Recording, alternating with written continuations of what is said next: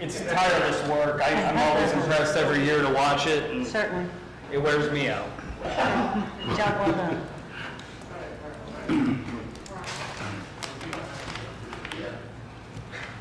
And you all are welcome to stay around. I mean, we got a really interesting document. You're going to miss the field trip. But feel free. Don't forget to check out the ambulance.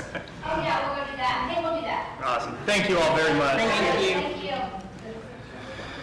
All right, moving along. Item number 2 on new business, Hidden Bay HOA Citizens Dredging Agreement. Are there representatives here? Or Frank? Or... They are. Okay.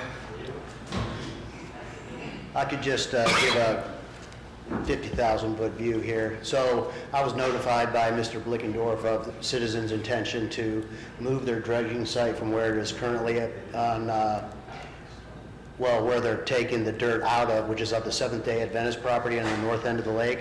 They're going to move it down to Hidden Bay area. Block H is what it's called on the plat.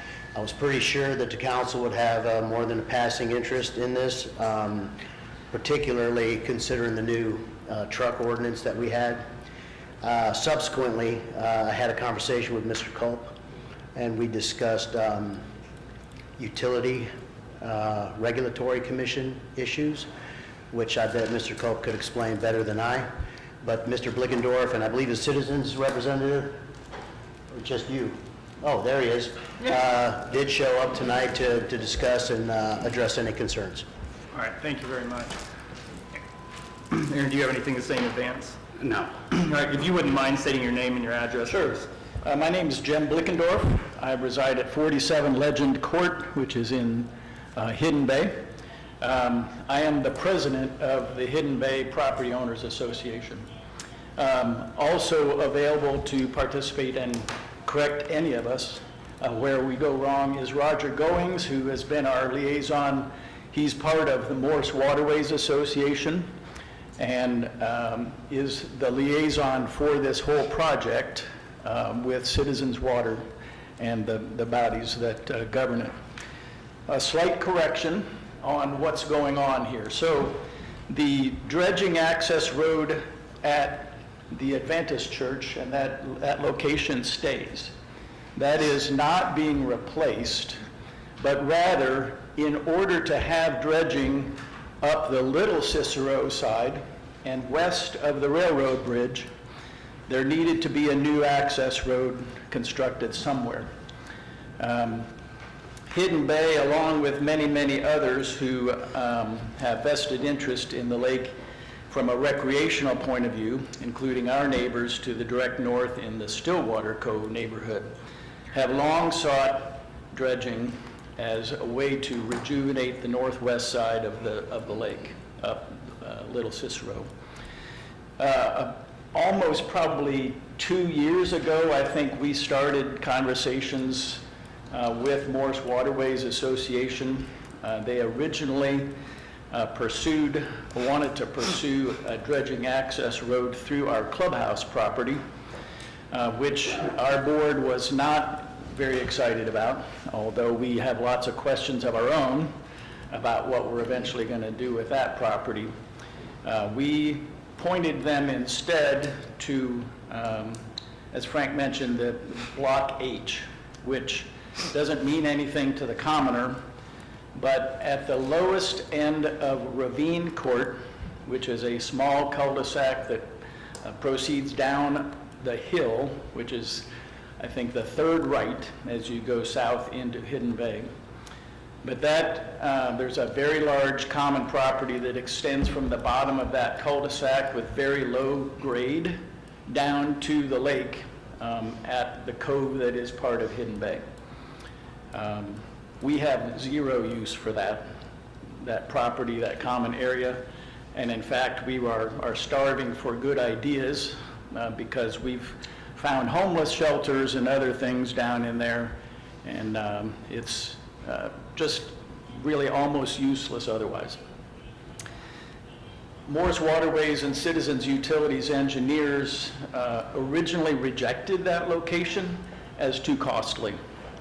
And so they went away, and we thought the whole thing was done.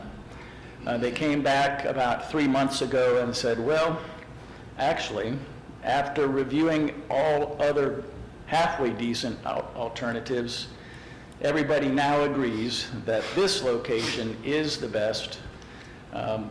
One of probably a lot of considerations, but a major reason being that it does not require, I'll just call it a zigzagging of the approach on the road in order to achieve the appropriate level maximum of grade from road to lake.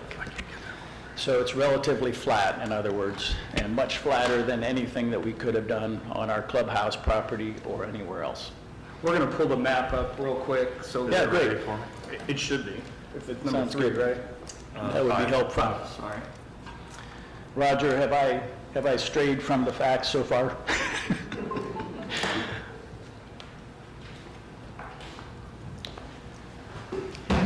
So here's your clubhouse, right? Correct. So we want to You're move. down here. Correct. So you can see You what. can come point if Okay. you'd like. Just tell me if I need to zoom out or anything. So what I mentioned was Ravine Court. So this is the cul-de-sac that we're talking about. And so between the bottom of that cul-de-sac, really the common property, Block H extends all the way from Timberline all the way to this cove location.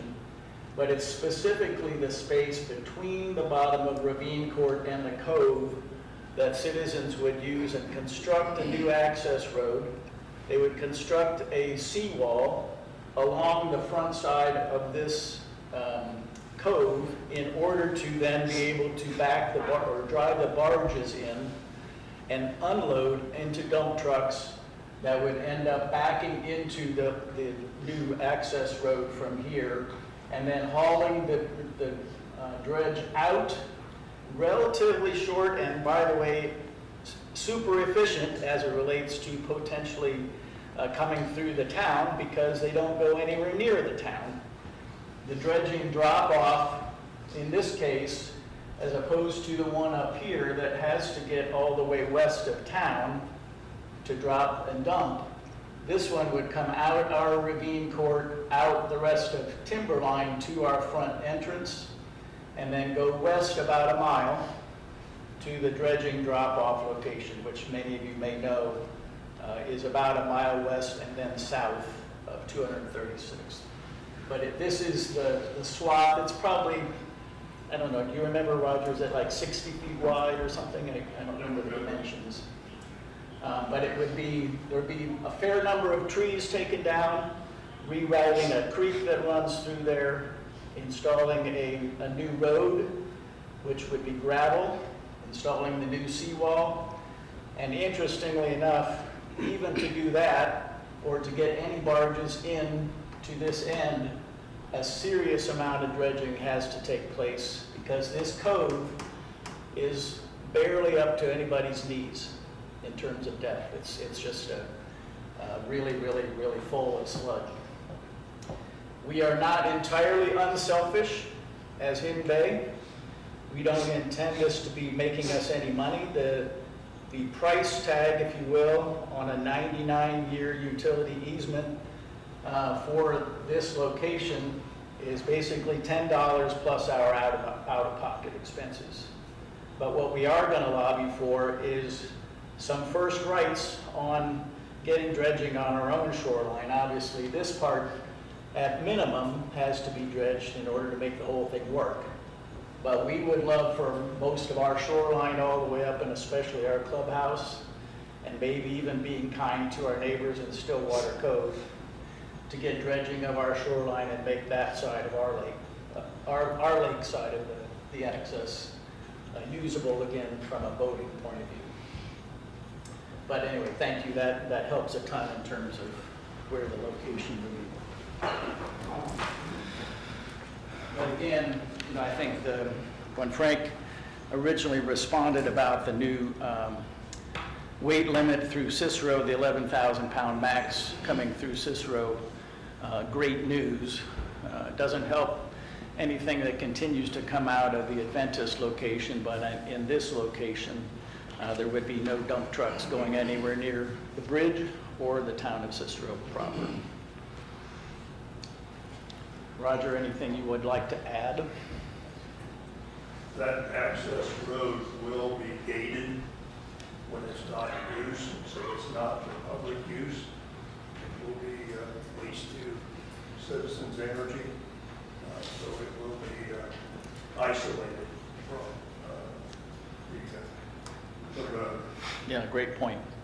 So while we might try to, we don't know if there's going to be any width of that land left for our own use, but it's never been anything that Hidden Bay residents have used anyway, so we're most excited to support the dredging project with that allocation.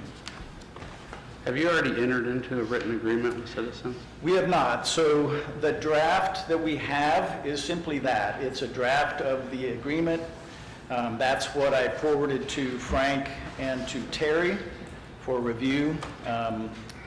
And so it is the right time, to the extent that there are any issues within the agreement that, either need to be in our agreement with Citizens and the utilities, or outside, standalone, directly between the town and the same bodies to guarantee, for example, no damage to utilities or streets.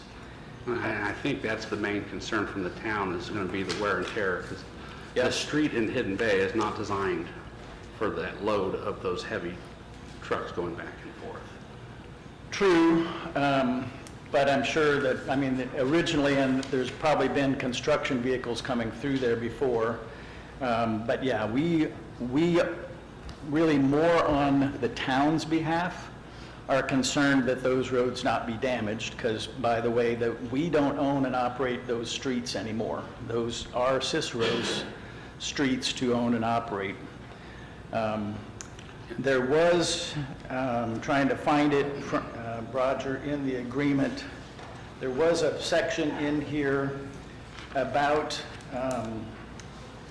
restoration and repair, and we've got this agreement in with our attorney, trying to find what it specifically says about repair. Do you remember, Terry? Section 2. Yeah, construction. So, thank you. So it says, the grantee, which is Citizens, and the Citizens Trust, would construct the access easement. We don't have the Exhibit D that shows exactly where yet. And so it performs the work on that property, and it says that, where's the section about repair, though? Sorry, I didn't highlight this yet.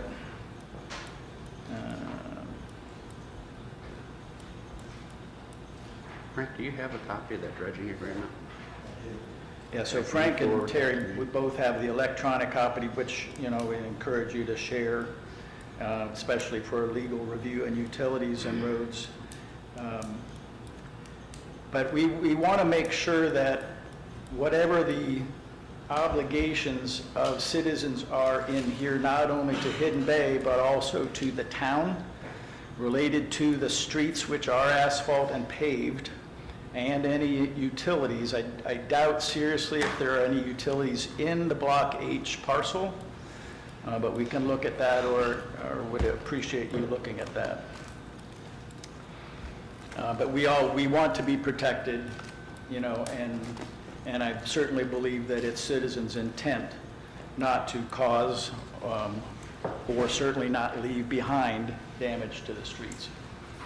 The access will come into Ravine Court? It'll enter off of 236th Street onto Timberline, and yes, then go down to the bottom of that little Ravine Court cul-de-sac, and proceed northeast from there to the lake. Say that the new road would not connect to 236. Correct. No, The new road, That was, you were just describing the route they would take. I was describing the Okay. route, To the dump correct. site. Yeah. Takes advantage of Ravine Court and Timberline Right, to reach the exit of Hidden Bay. okay. Why do they want it for 99 years? I mean, did they express a reason?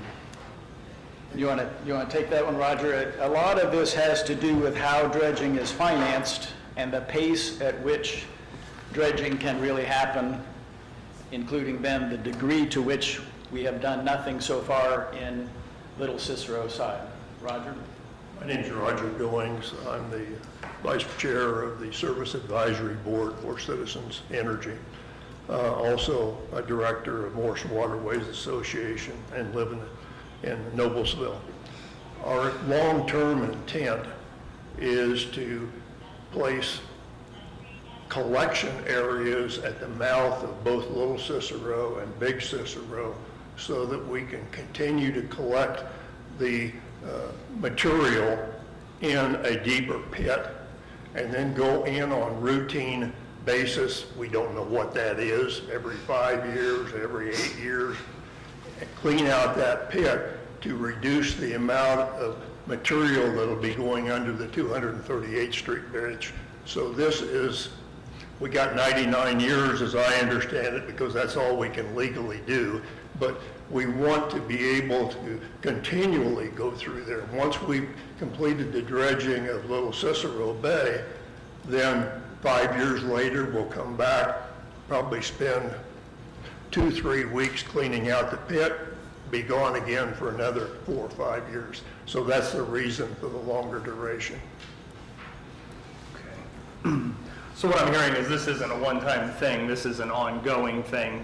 It will be a long, long term, and the same for Big Cicero.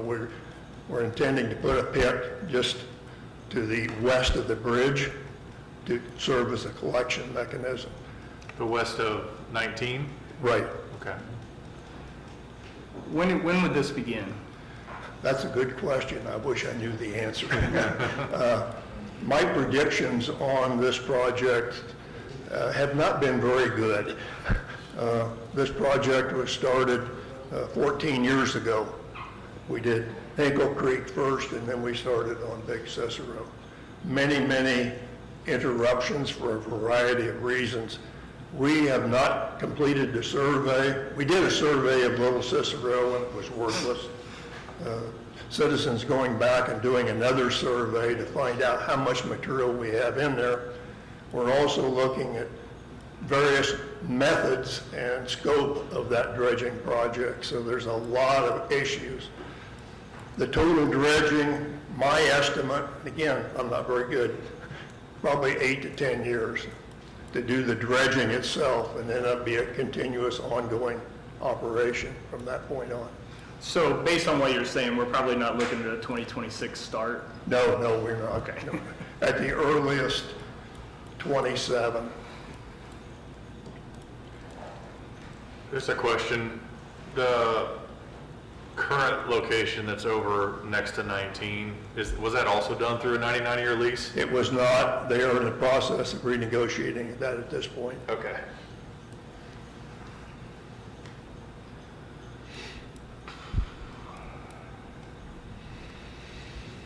Roger, you want to talk about the financing of dredging and how it is the combination of state grants and Citizens Water? Yeah, Citizens Water is making a commitment on an annual basis. In some cases, we've doubled up on that to reduce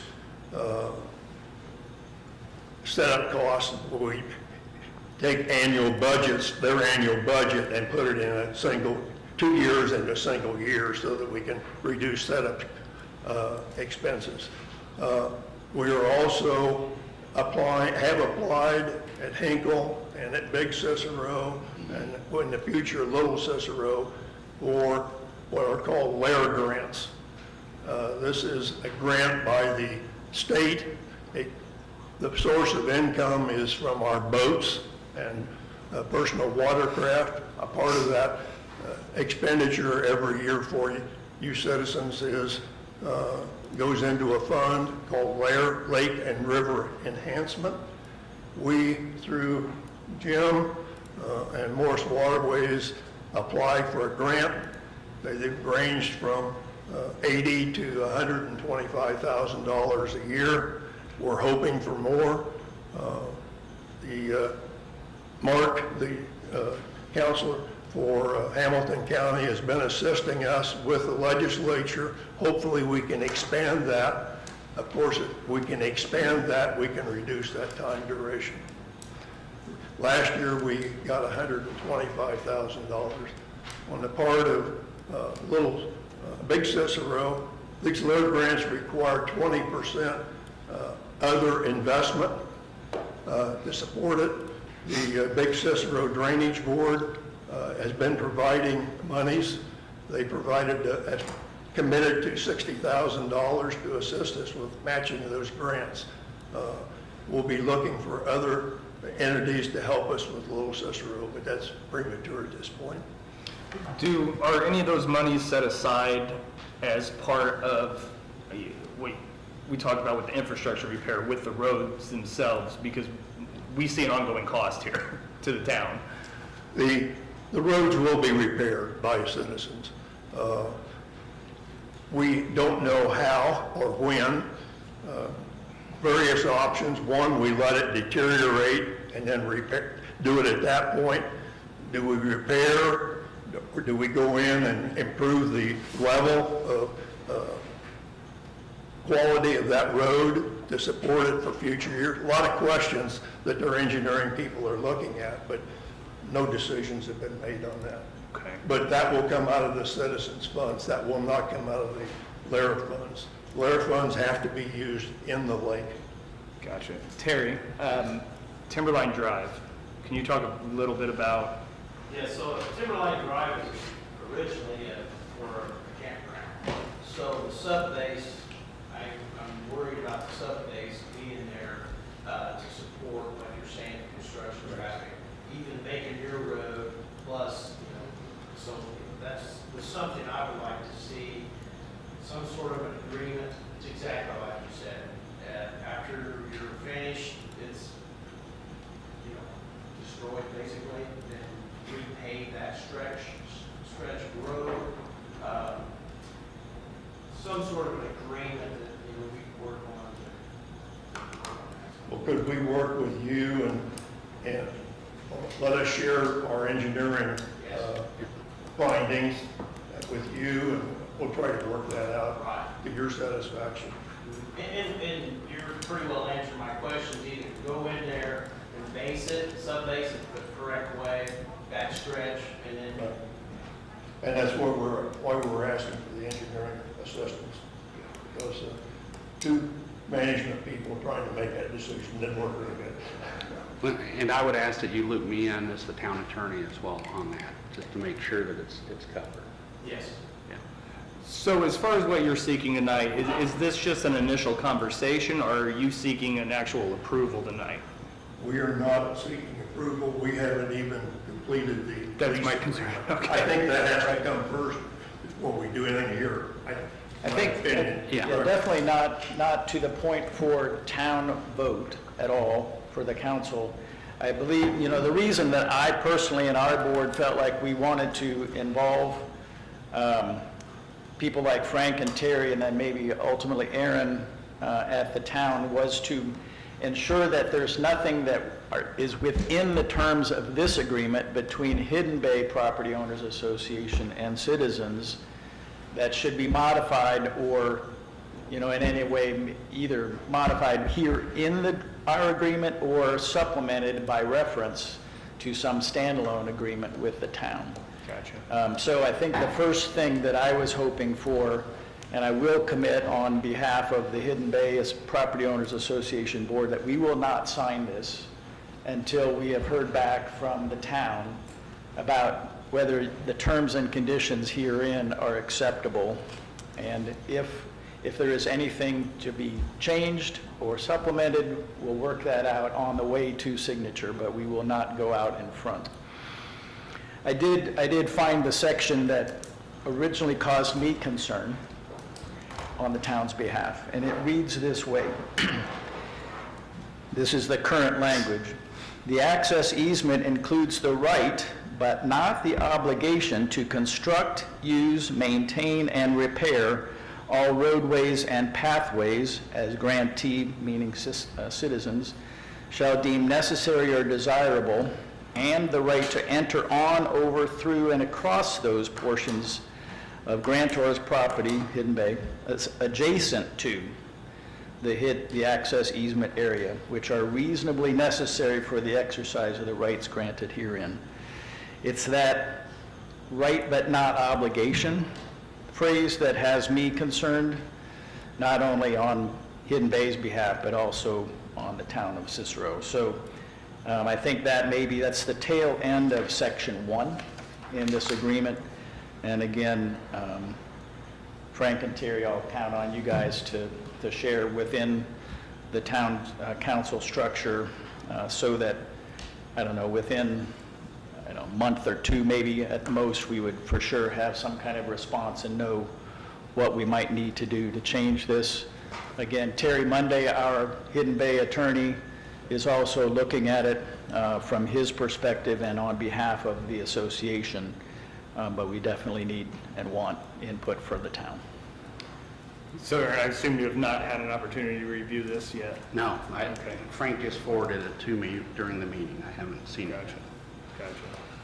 And you've got my email addresses there. I am the president. I also happen to run the accounting function, so my email address is the hbpoa.finance email. So go ahead. I have one last question. Has there been any discussion about not taking down trees unnecessarily? I'm pretty convinced that the engineers wouldn't spend extra money if they didn't have to, but it is a very solid wooded property. Yeah. Trees removed in that area are going to be mitigated with the state. So there's cost on our part to take the trees down. So there's no motivation on our part. We're going to minimize that from a Yeah. financial perspective because there is mitigation costs. Sure. Thanks. Yeah, between tree removal and then probably rerouting this creek and drainage that runs down there and containing it off to one side or the other, those are where the big expenses, in addition to just the foundation and the gravel of the road itself and the seawall, but a lot of expense just to even make the thing ready. Sure. So for me, it sounds like there's still a lot of questions to be answered and some work to be done. From a legal standpoint, Aaron, or from a council standpoint, do we need to seek a consensus to move forward with these details, or? I would treat tonight, we're being given information for the FYI. first time. Okay. And we're going to have some questions and rely, especially Terry, but staff to get back to you, and then we can move forward from there. Okay. Sounds great. I will say that the distance, I was trying to do quick math on figuring out the distance from the court to the end of city limits. It's around 7/10 of a mile, just to city limits. I know it's further than that to get to the dump site. Going west, you're talking about? Yeah. Yeah. So, and you've rated, Terry, those at a 2. Not 236th Street, but It was at a 3. At a scale of 1 to 10, 10 being brand new and 1 being destroyed. I'm looking at the report from 25. So timberline should be, not ravine, but timberline should be a 3.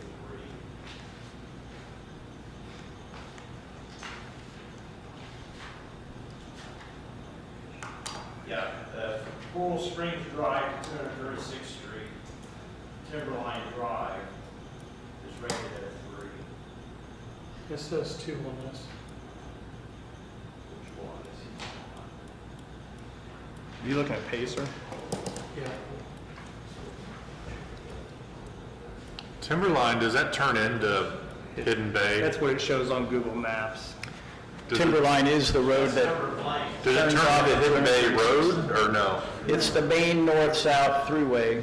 It curves west and then goes back north all the way to Stillwater That's Cove. the number of lanes, and that's actually Pacer rating. You looking at the number of lanes? You don't have to admit it, Dennis, it's all right. Dennis, say no.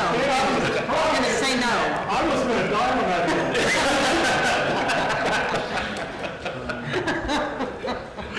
Doc, it says two. It says two. Everything says two. Everybody here, so that was just a test for Terry. I mean, I agree, Terry, by the way, it's a 3. I'm just testing. I support personally, I speak for myself, I support the spirit of the project. Like I said, though, there's still questions and details that need to be worked out. Super appreciate you bringing this before us tonight. And we're good to continue on with the conversation. In my eyes, does everybody agree there? I appreciate you guys working on it, and Yeah. and the fact Absolutely. that we'll keep the conversation going with our department heads. Sounds great. Thank you. Thank you very much. All right, moving on to the LWCF grant. Jim, do you want to talk there? I guess that would be me. We've been continuing to work on that. We have to apply for that by the end of July, July 31st to be exact. And what I am after tonight is some discussion about the commitment letter on the funds. And after some meetings with Rhonda and Dan and our previous meetings with council, we put together a commitment letter which would require $200,000 from park impact fees and the $1 million from the town. Is this in addition to what we had initially discussed? No, it's It the is same. It's within that amount? It's the commitment letter we have to sign and submit with the grant, So you're just looking for the formal signatures for what we've already agreed to? and for Rhonda to be able to sign that, or Rhonda or you to be able to sign that document. Okay. I've signed it. Well, you can't do that yet. Whoopsie. It was a 2. It was a 2. I can see the news report tomorrow. Local clerk treasurer didn't It do it. hasn't been sent yet. Is that the most we can spend from park impact, or is that what we have available? That's as much as he wanted me to spend. Now, wait a minute, You know, he didn't want me to spend that much. That's correct. Jimmy, is your microphone on? yes, Okay. How much is in our park impact fund? 375 or something? Okay.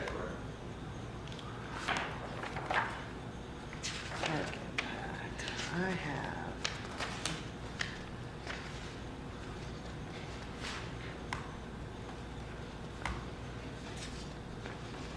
Apparently it's gone. That's all right, Dan said he looked at it today. I I believe him. have $375,000 in there. I think the spirit was to leave a little bit in the fund so that he, for emergency purposes, he had something to work with. Yep. Any questions, concerns? Nope. I'm good. I mean, we're just basically agreeing to sign what we already agreed to, so. We need a motion. Yes. You want to sign it, or Rhonda? It said the fiscal officer, so I assumed it that was would be me. her. Motion to approve the grant application and for Rhonda to sign. To submit the signed document. To sign and submit. The order of that is up for debate. I'll second Dennis Johnson. Motion a second, all in favor? Aye. Opposed? Go ahead and put your Rhonda Gary on it. Thank you. The only other thing that I have is we'll have some ancillary forms for the Friends of the Park to sign, or not the Friends of the Park, the Park Board to sign on Thursday night at our meeting to submit with this also, but they're pretty much standard forms. So that's all I have, thank you. Awesome, thank you very much. All right, moving along. Actually, before we go any farther and jump into miscellaneous, there's a lot of new faces in here tonight. Does anybody plan to speak? That's amazing. I was just going to ask you to fill out the blue form if you did, but if not, we're good to go. All right. Emily, moving on to miscellaneous. Oh, I would like to acknowledge the police department and Officer Dominic Smith, who gave the e-bike training session on Tuesday, June the 30th. Chief Rednauer was there flipping hot dogs. Good job, Chief. It was truly a community event. We had around 20 or more show up, quite a few adults, so that was great.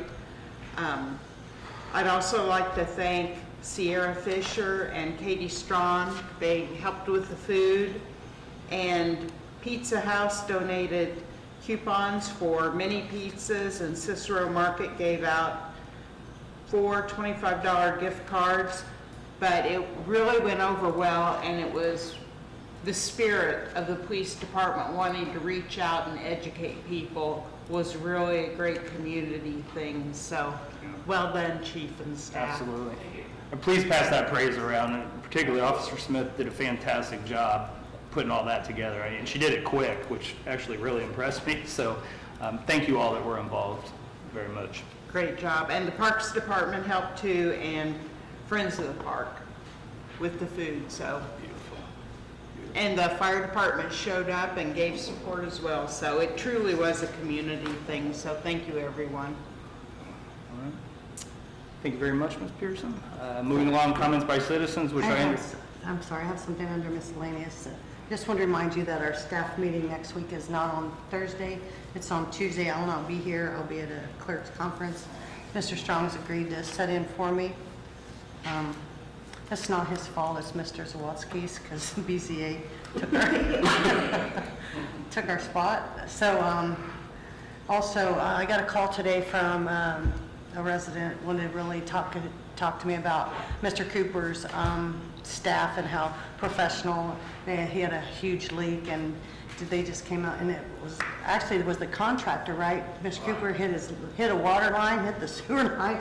He would just really went on and on about Mr. Wilson, Mr. Fiddler, and Mr. Bennett. So they really walked him through the process, and they said so many good things, and I told him I would publicly thank you guys tonight for him. So thank you. Thank you guys very much. All your good work. They always go above and beyond. You're They do. appreciated. All right. Comments by citizens, which I understand there are none. I don't know what these are for. Build America, Buy America. Is this for your grant? Do we need Legislative to have acts. these signed? I'll address that Thursday night with the park. Okay, never mind. Sorry. Thank you. I'm done. There you go. All right, if that's everything. Do we want to congratulate Mr. Hunter on his award? Oh, yes, I almost forgot about that. I'll let you do that as well. Oh, okay. Unless you want me to do it. No, I would like to congratulate Jimmy Hunter. He received Friday night the Sagamore of the Wabash. It was presented by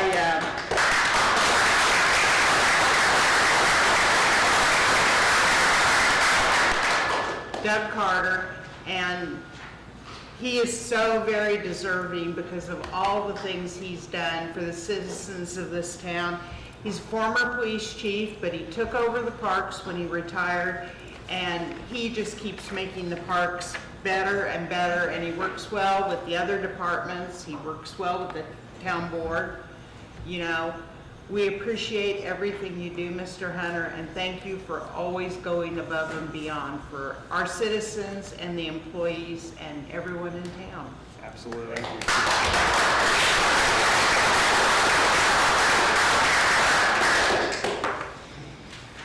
All right, anyone else? You want to give a speech yet? No, sir.